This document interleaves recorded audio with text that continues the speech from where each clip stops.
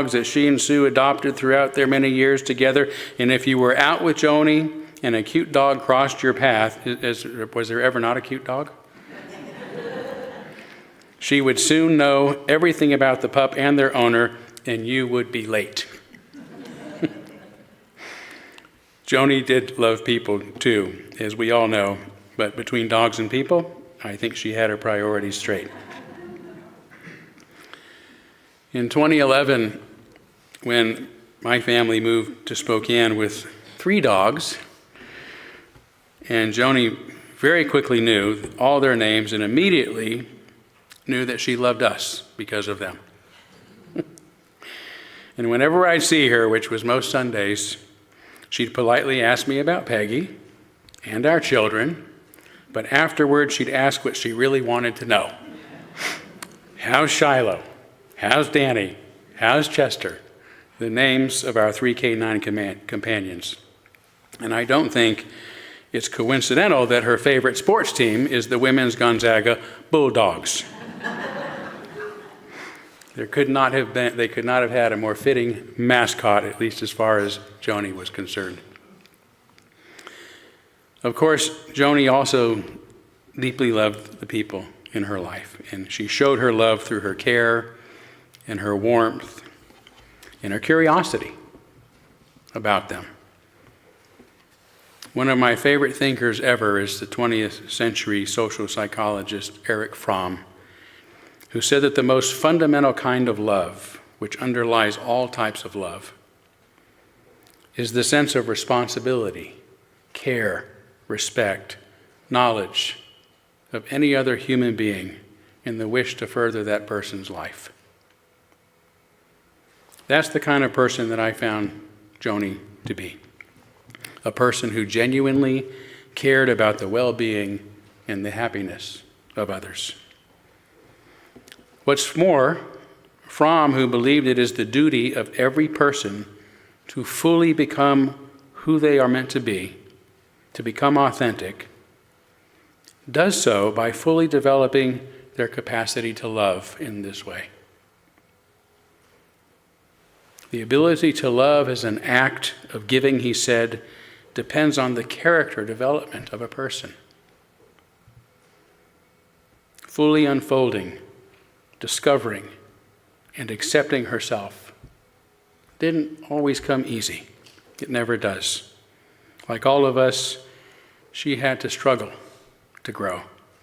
She and Sue met at AA and were together 35 years, the same amount of time that she maintained her sobriety.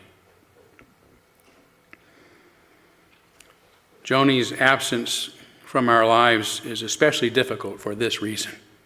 Not just because we loved her, but because of the love that we received from her, that kindness and that acceptance. We're going to miss that. And we should. So it's important for us to remember this about her, but that her capacity to love others in the ways that she did proves that she fulfilled her duty to life. During her lifespan, she fully unfolded. Through her power to love herself and to thus be able to show such a mature love and kindness to other people and to other creatures, especially those of the canine variety. Joni's obituary reveals a lot about the kind of person that she was, kind of personality she had, by sharing some of the things that she most enjoyed, most of which were with Sue. The love of her life, and again, her partner for 35 years. She and Sue were longtime members of our pastoral care team here at our church, during which they reached out to members in need of help and an expression of concern. They were also part of the Cascadia RVing Women, which allowed them to meet and befriend many camping companions. She was also attentive to their shared family, including, again, her many grandnephews and grandnieces, and to Sue's children and grandchildren, again, who all cherished their extra grandma. And they enjoyed vacationing together in Mexico, where they developed yet another group of friends. Enjoyed the sun and the ocean, eating shrimp and drinking pina coladas.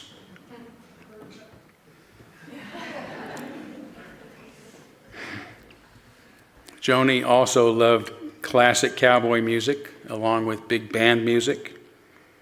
She often said that her favorite flowers were pansies because they have happy faces. Her beautiful polished nails were real, although she wore a plastic bonnet when it rained.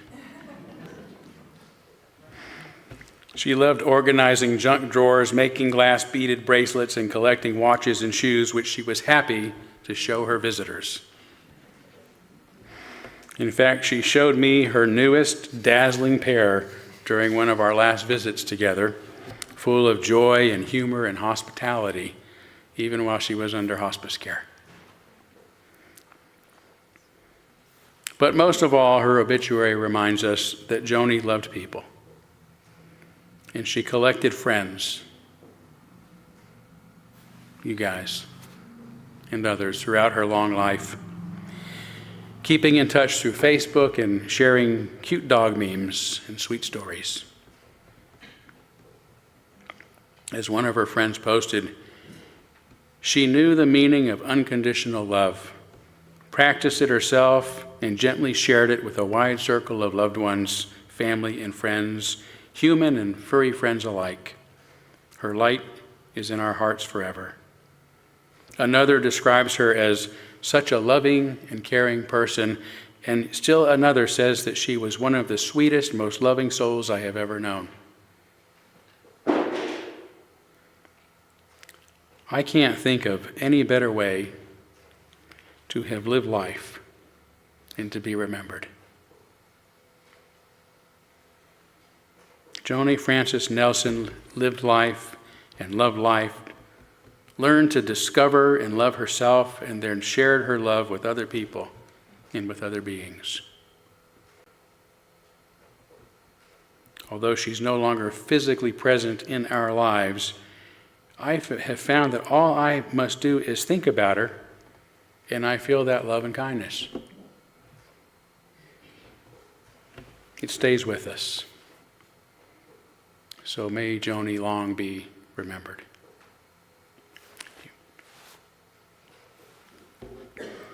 I'm now going to invite Hannah forward to share something she's prepared.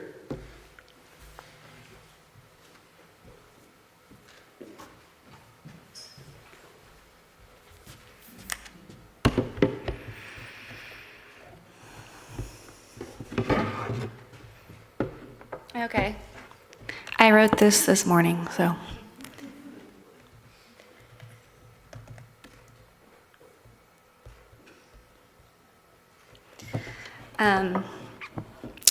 So I wrote this poem this morning, so it doesn't have a title yet.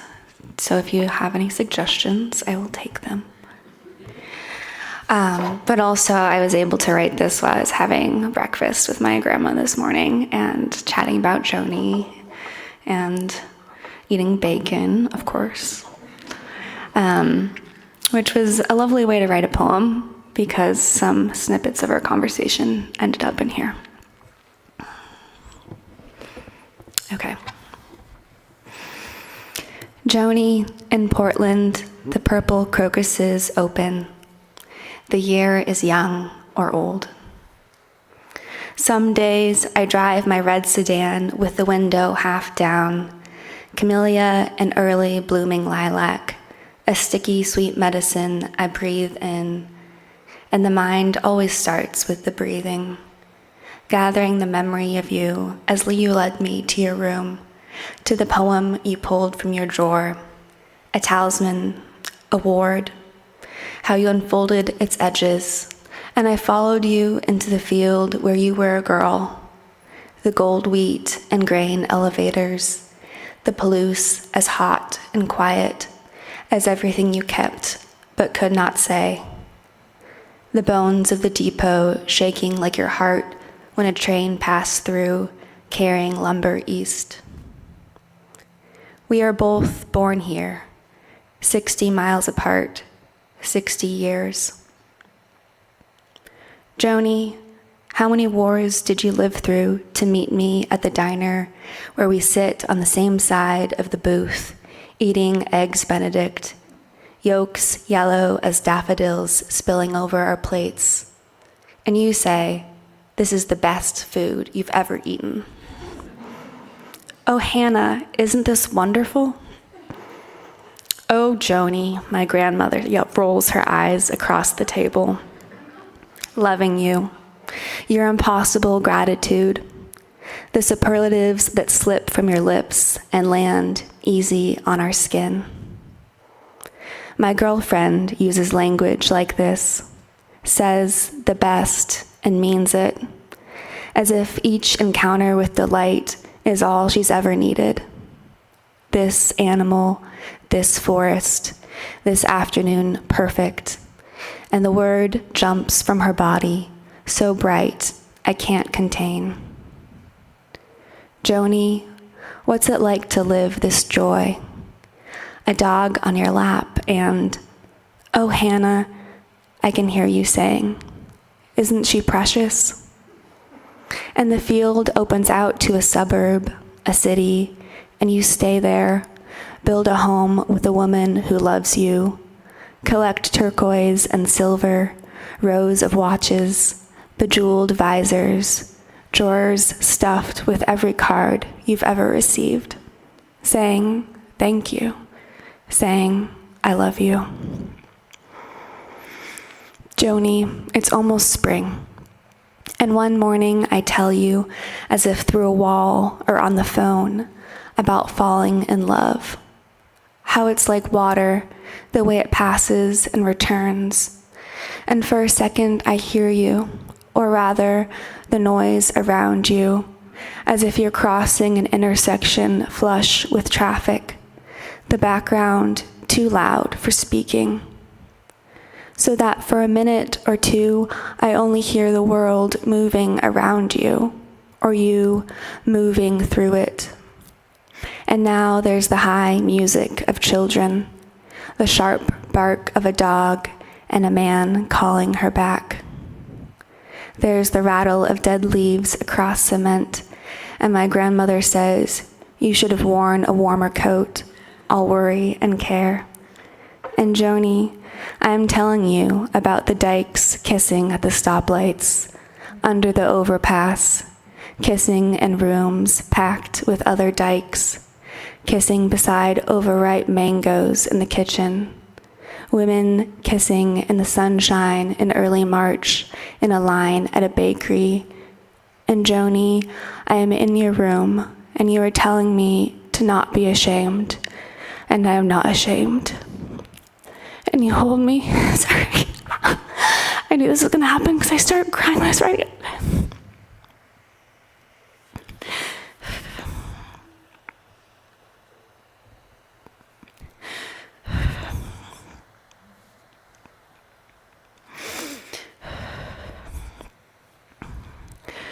And you hold me, and you say, "I am so brave." And Joni, thank you. And Joni, I love you. Oh, Joni, isn't it wonderful?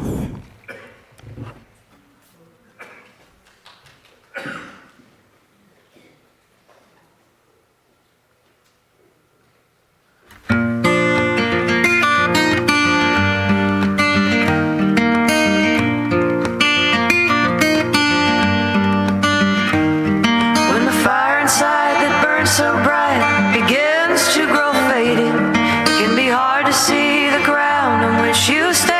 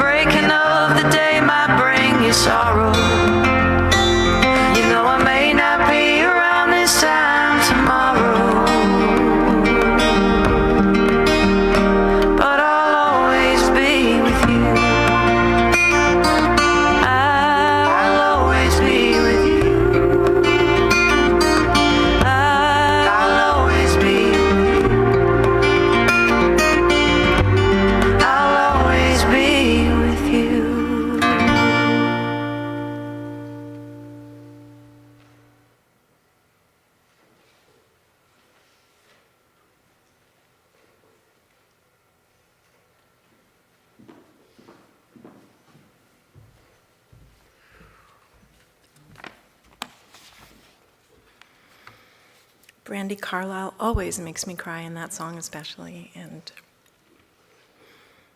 Hannah, thank you. I love you. I am Sue's middle child, her daughter Angie. And this gathering is a celebration of Joni's life. And it is also a moment for us to share the pain of her absence. Because loss is the thread that binds us in this human experience. Not just in the sorrow, but in the love, in the laughter, and the memories we carry forward. There is so much to celebrate and remember today and for the rest of our precious days. And yet, there is also a Joni-shaped hole in my heart. And the only way I know to tend to this hole is by keeping her stories and her loving spirit alive. So today I just want to share a few little Joni nuggets with you. There are so many, but just a few, so that you too can help me hold them. My two children, Mike is here today, and Will, who sometimes goes by Anna, is not here today. We're so lucky to have Joni as their extra grandma. They spent a lot of time with Mom and Joni when they were small. And later, after school, when I was working, they would go school shopping together, go to movies, play basketball with Joni, do beading with Grandma. She and Mom would take them in the RV and go camping, where they would fish and cook together and play with dogs. They added Joniisms to their vocabulary. Dog poop is now foofy, and Grandma Sue is Susie Woozy. In the 35 years that I was lucky enough to know Joni, I never heard her utter an unkind word about anyone, except for one notable exception.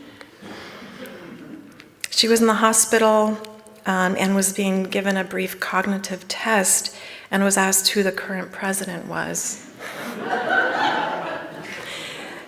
Hint, he was recently reelected. She passed the test.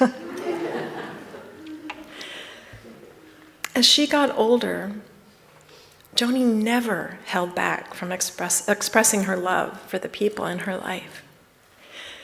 I would be standing in the kitchen, helping with dinner, busy, looking for snacks that were always there, and she would suddenly come up to me and put her hands on my shoulder, look me in the eyes, and say, "I just love you so much, Angie." Or she'd say, "I just love Richard so much, and I'm so happy you two have each other."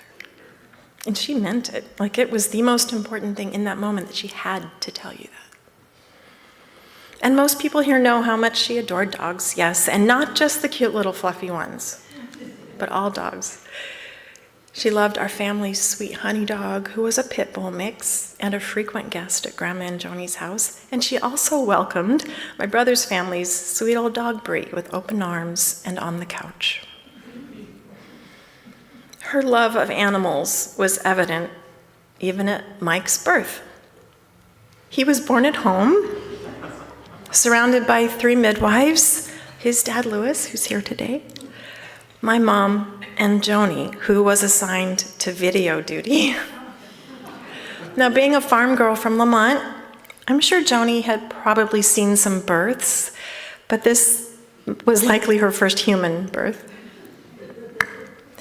So let's just say the footage reflected her priorities. When we finally sat down to watch the video after Mike was born and we were somewhat recovered from the marathon, thanks, Mike, most of the film was Joni's perfectly manicured pink fingernail covering the lens.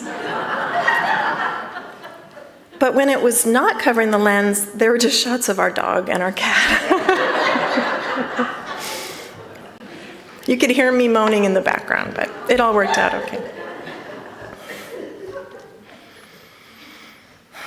My endlessly wise fiancé, Richard, who has known his share of loss, believes that each of us long to be truly seen and understood by at least one person before we leave this life. More than anything, I will remember Joni as someone who brought my mom joy and true companionship and a love that was deep and unwavering. She was seen, she was understood, and she was ever so loved.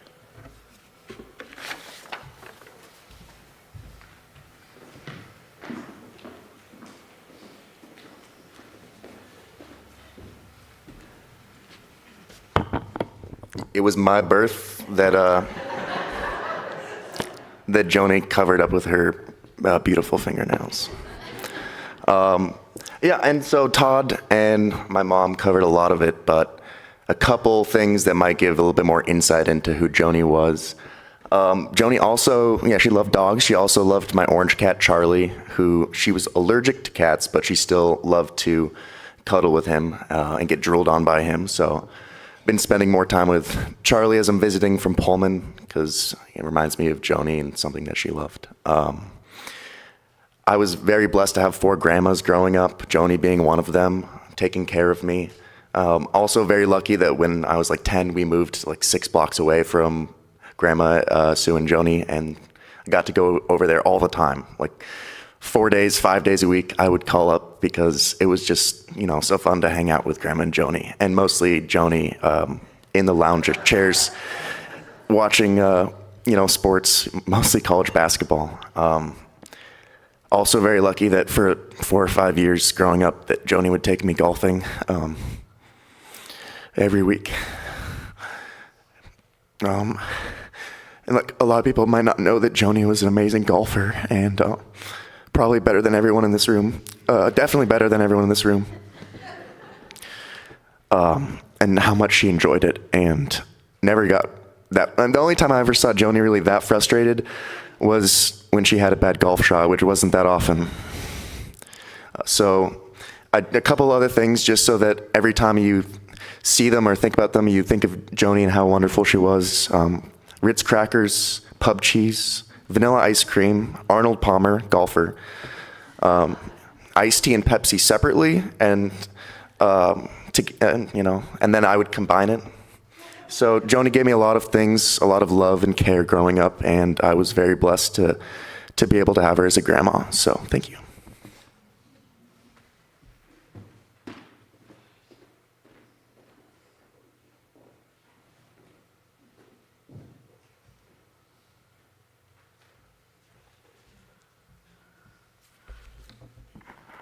Oh boy,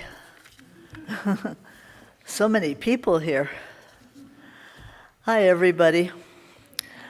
I just look around the room and I see so many of Joni's friends here and family. I'm not surprised. Joni had a lot of friends. Let's see how many people are here today. Patty, where are you? Patty, there you are. Maggie, Mary. I know people are streaming in. Jean Stewart from Milwaukee, Oregon, she's streaming in.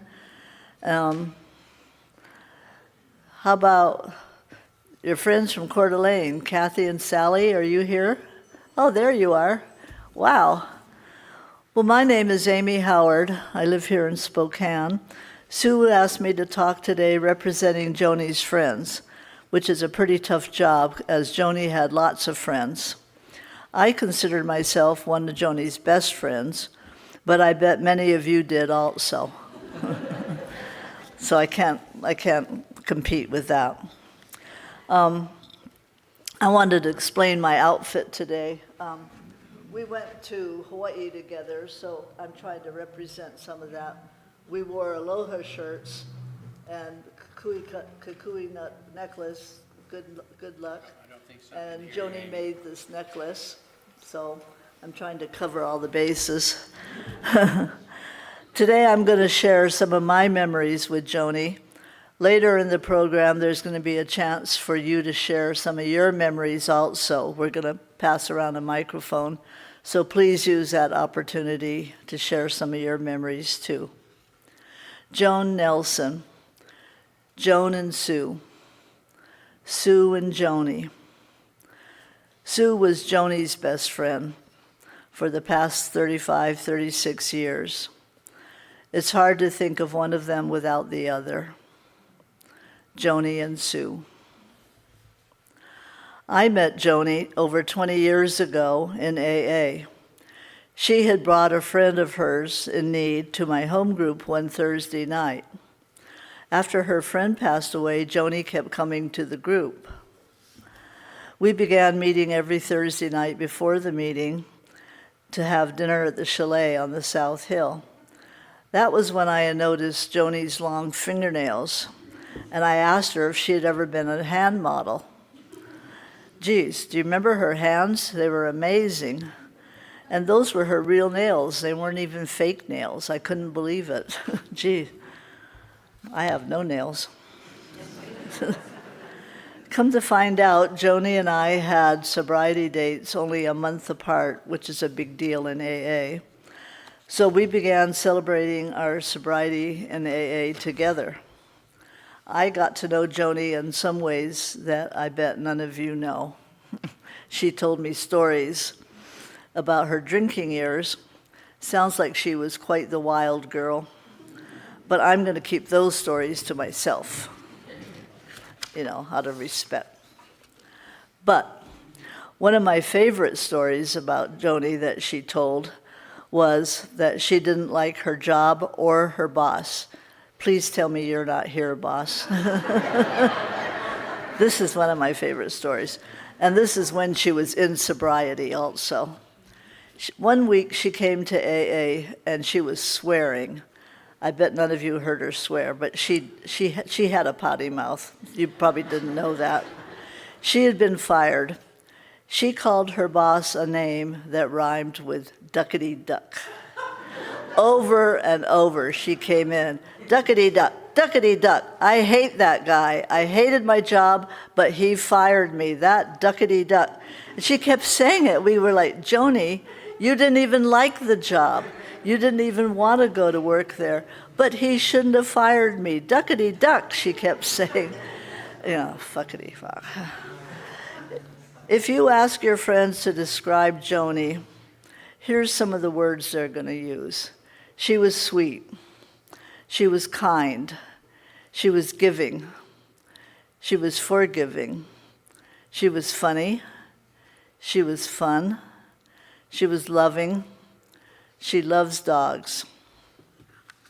After Todd came to the church, I can't remember the year, Joni and I became co-chairs of the pastoral care team for the next 10 years.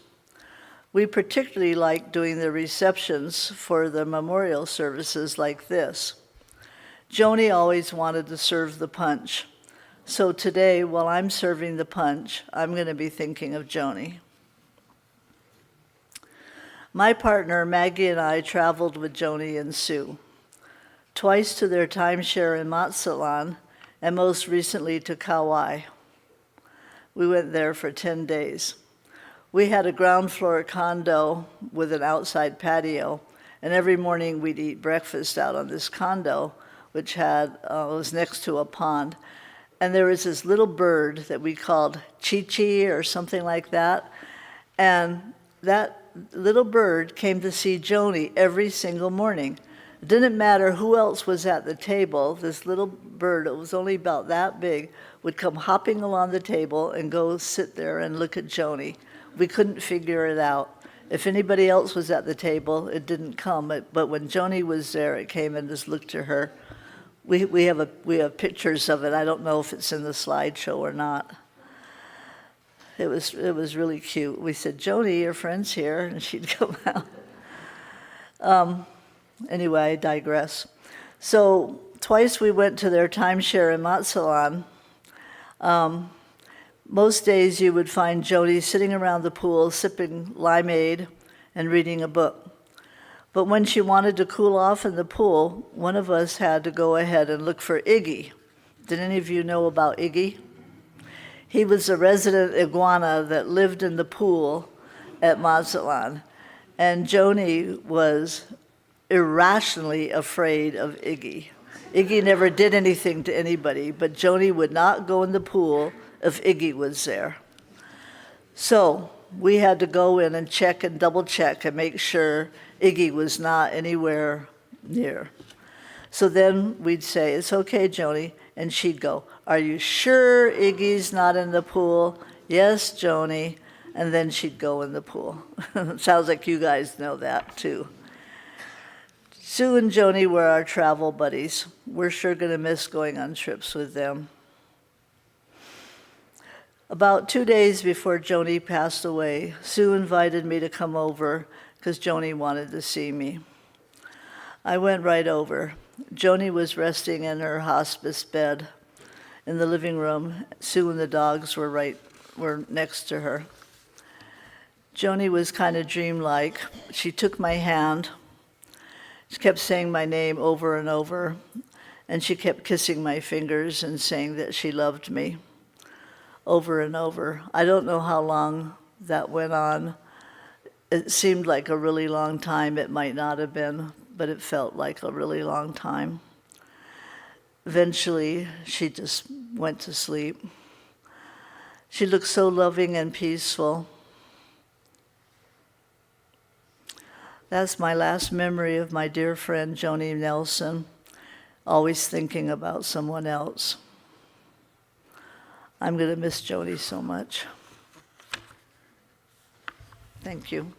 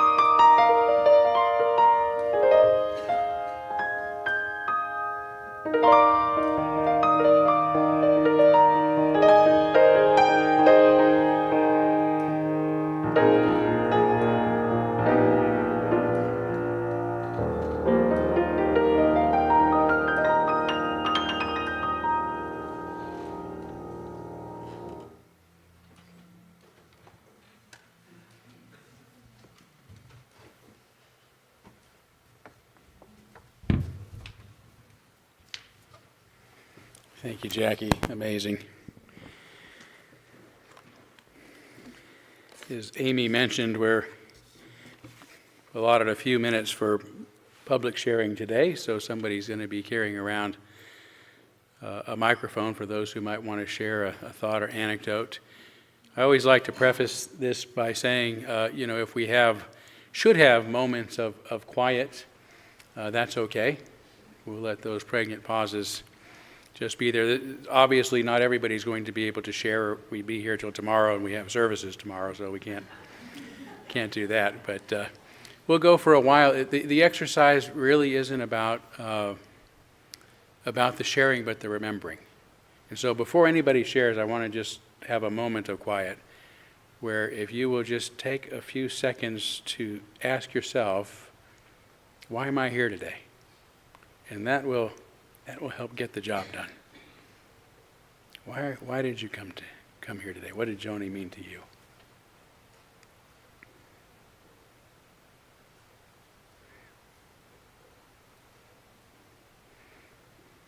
And with that, if we'll just have you raise your hands as you might want to share a thought or two.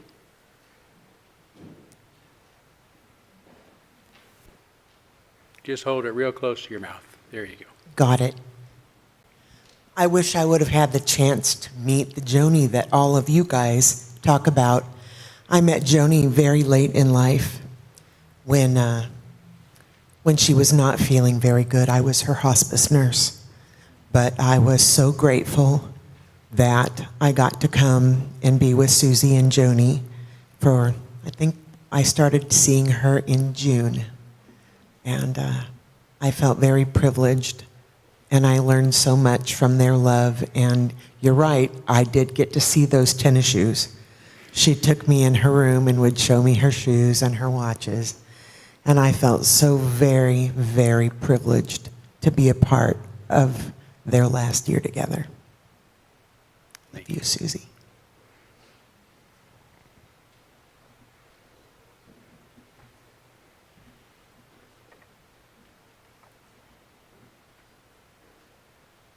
Hi, I'm Maggie Montana, and my favorite Joni story is one of the bad things about Joni was she had shingles for a long time, and she was really sick and really uncomfortable. But we had a new dog, and she had to come see our new puppy, so she came in her pajamas. And it was wonderful. It was just wonderful. She just loved Lucy was our little Havanese, and Joni just loved her, and we loved Joni.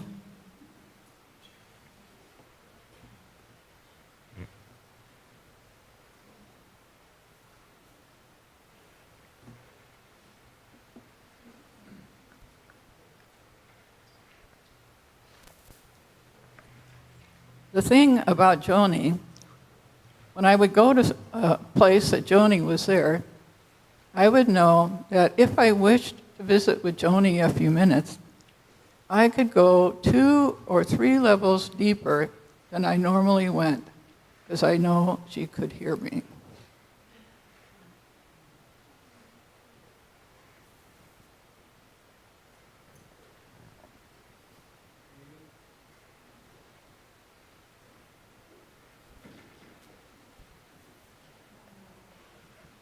I never tell stories, but this one I've got to share.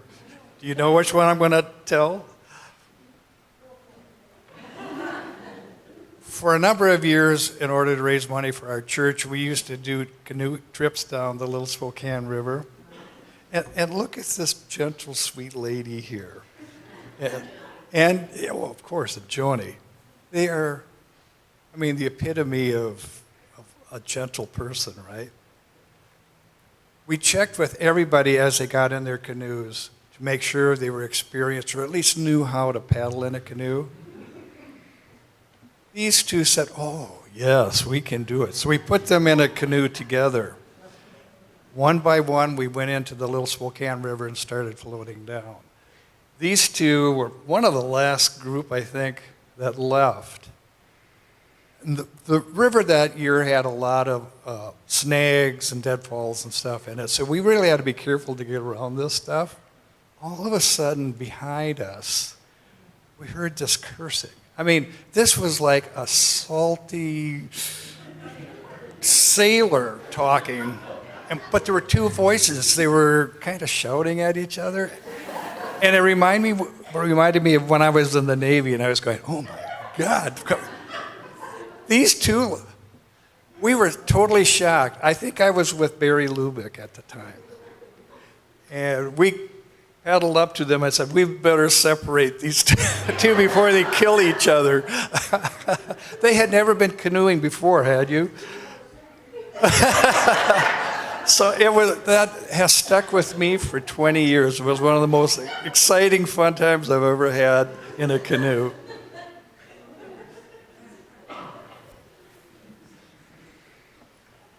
Well,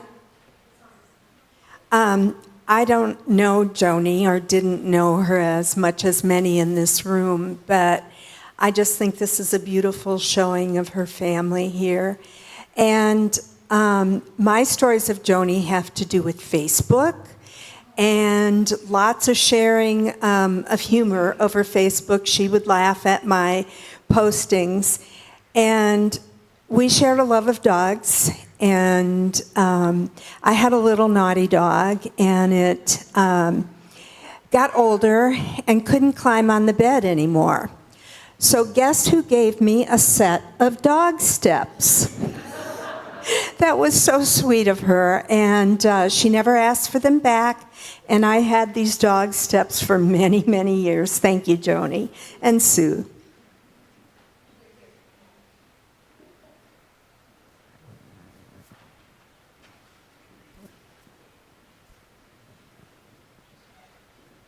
My name is Sarah, and I have known Sue and Joni since my kids were little too, like Angie's, and played a lot with Mike and Will, Anna, and we had play dates every week. And just about every time we would have them, my oldest, Carver, would say, are we going to Angie's house or Grandma Sue and Joni's?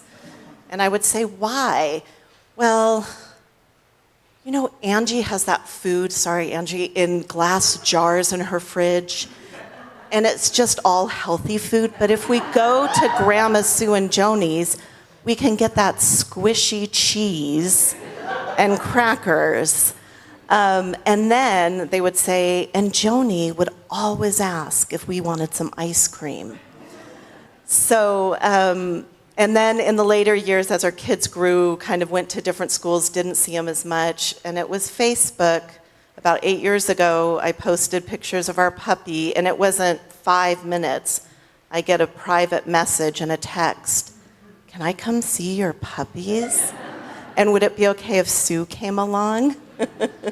So I believe Joni loved my kids a lot, but I know she loved those puppies too.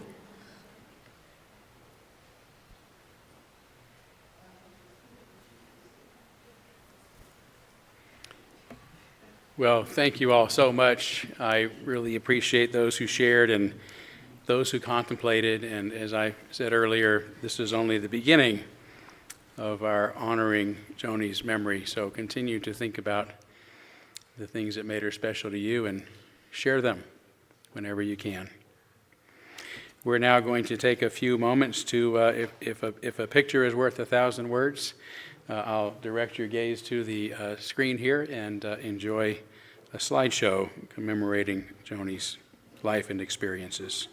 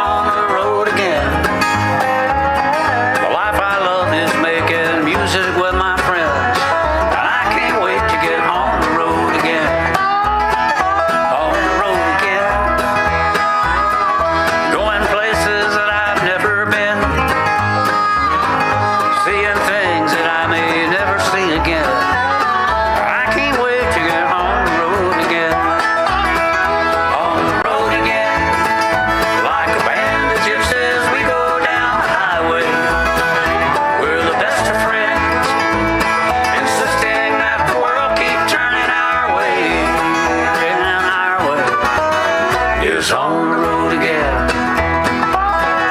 I can't wait to get on the road again. The life I love is making music with my friends. I can't wait to get on the road again.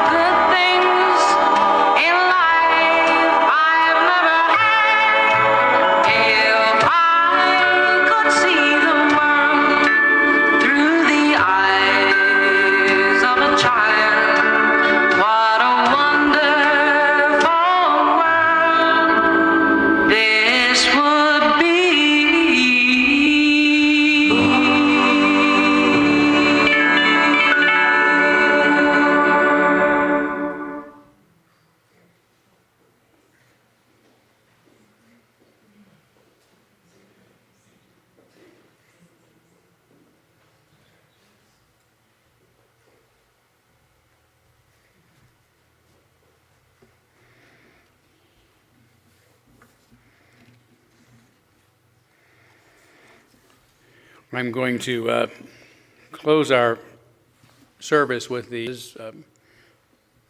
Some of you heard them all too often over this past year. We've lost too many wonderful longtime members of our church in the past few months.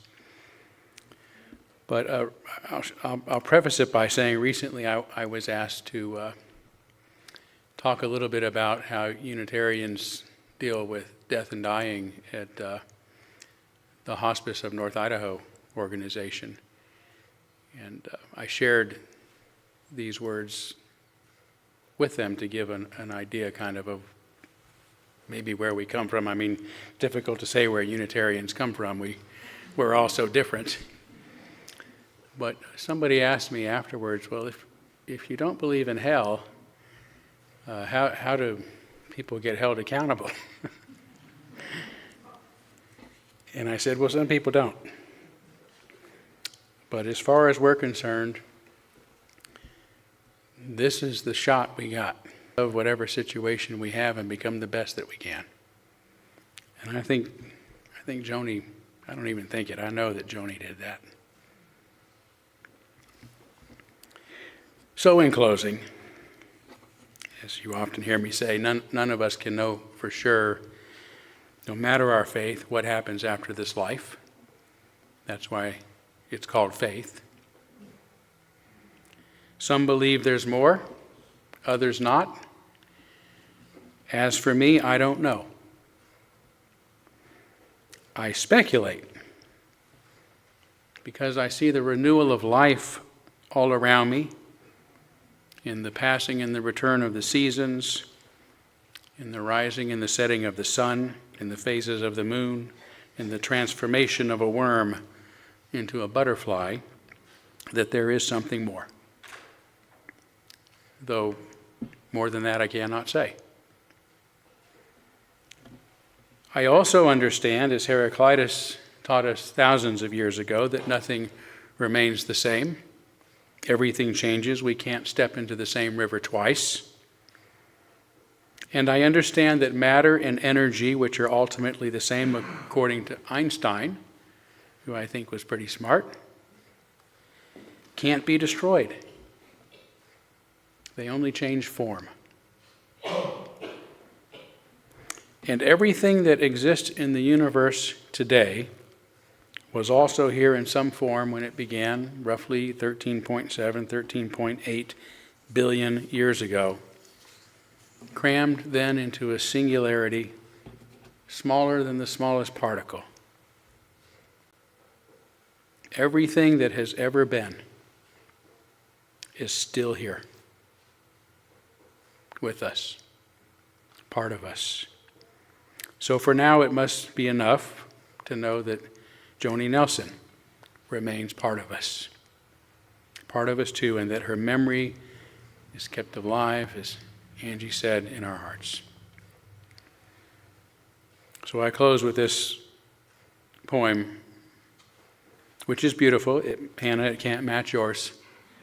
It cannot. That was amazing.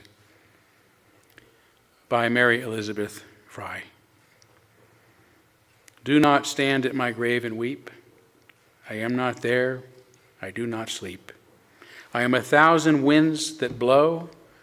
I am the diamond glints on snow. I am the sun on ripened grain. I am the gentle autumn rain. When you awaken in the morning's hush, I am the swift, uplifting rush of quiet birds in circled flight. I am the soft stars that shine at night. Do not stand at my grave and cry. I am not there. I did not die. Thank you all again for coming. This concludes the formal part of this afternoon service. I'm going to ask you to remain seated and please enjoy a very fitting, I think you'll understand when you hear it, postlude, while I escort Sue and the entire family, at least those of you who wish to join us for a private ceremony in our memorial garden for the internment of Joni's ashes. I should tell you, I was sitting here and halfway through realized that I had misplaced the ashes, and I was sweating it. So I seized the time during the video to go back. They were right where I set them, but phew, that had me very nervous. I think Joni would be laughing at me though. So I'm going to escort you out through here, and you guys please enjoy the postlude, and then you can begin the reception if you like, and the family will join you in just a few moments.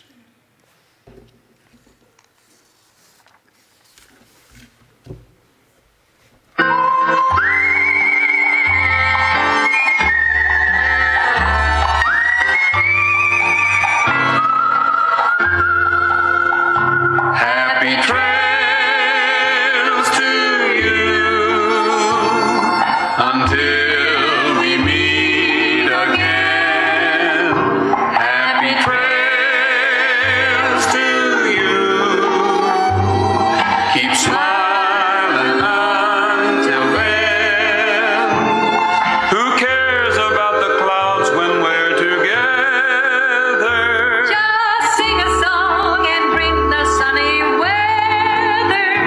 Happy trails to you till we meet again.